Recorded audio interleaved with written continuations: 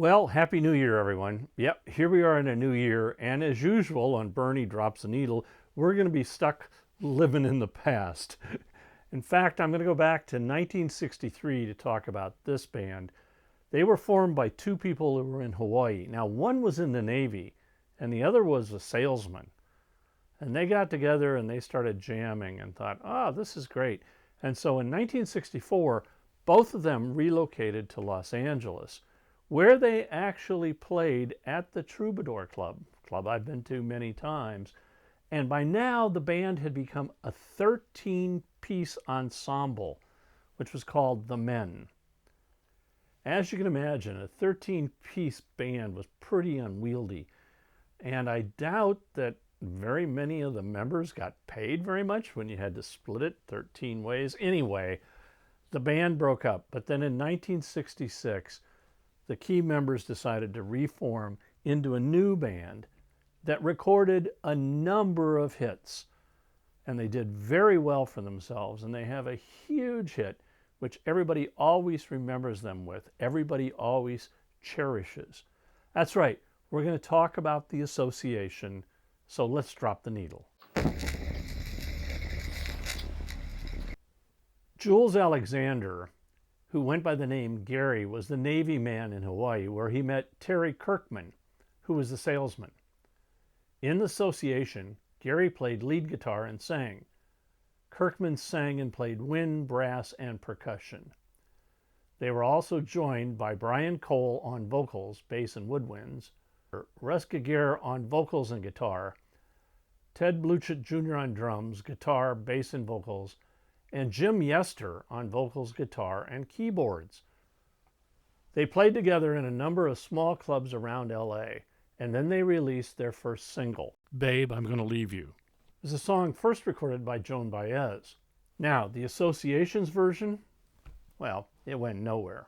But Babe, I'm Gonna Leave You seems familiar to any classic rock fan, and that's because Led Zeppelin covered it many years later for their first album in a dramatically different form. Next, the Association decided to record a Bob Dylan song, One Too Many Mornings, but it finds no audience. But in 1966, the Association finally strikes gold when their song Along Comes Mary goes to number 7 on the charts. So naturally it's time for an album. And the album is called And Then Along Comes the Association. Along with the hit Along Comes Mary, there's another hit on the album, Cherish. And as a single, it sails to the top of the charts, giving the Association their first number 1 hit.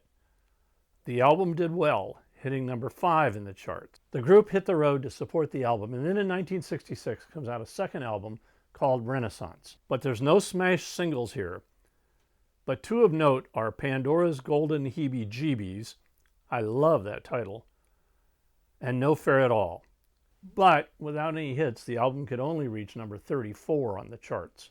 In 1967, founding member Alexander leaves the group and is replaced by Larry Ramos, who ends up singing lead on 2 of their later big hits. It's the start of personnel changes for the Association. They go into the studio and they cut Windy, which is the first song with Ramos on lead vocals, and it is a smash hit. Windy soars to number 1 on the charts, and of course an album follows called Inside Out.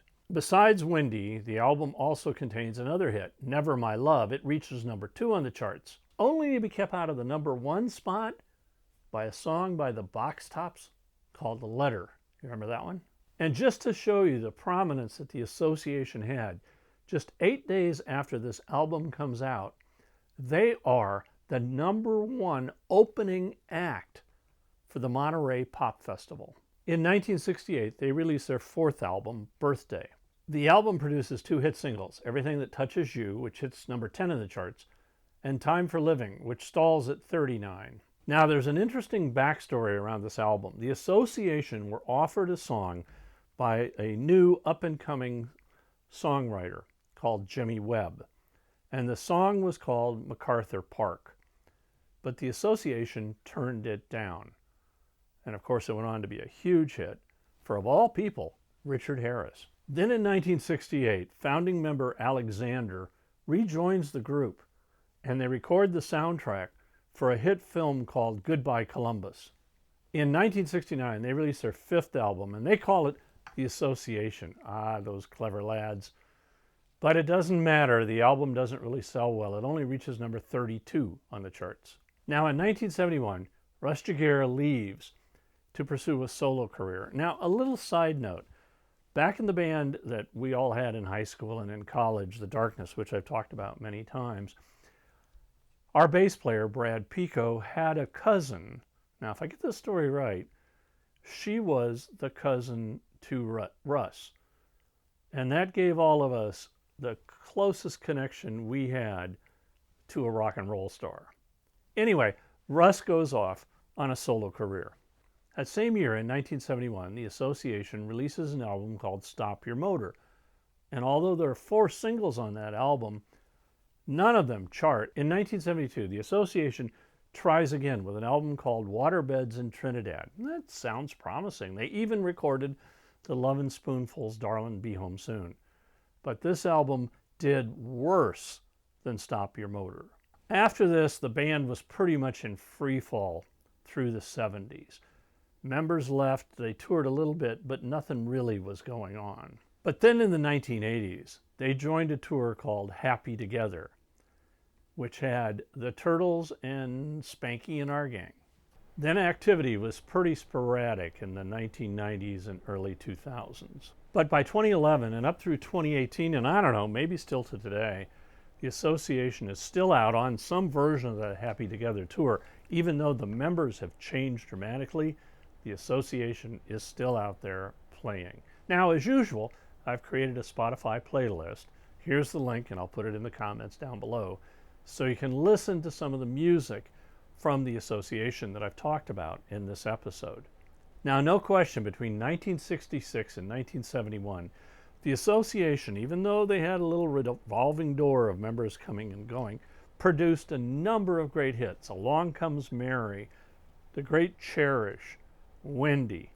I mean, these are all memories that are seared into that period of the 60s. I hope you've enjoyed this episode. Thanks for watching. And until next time, keep it rockin'. If you liked this episode, hit the like button. And you can also leave me a comment down below, and I'll respond to you. If you subscribe, we'll let you know when future episodes come out.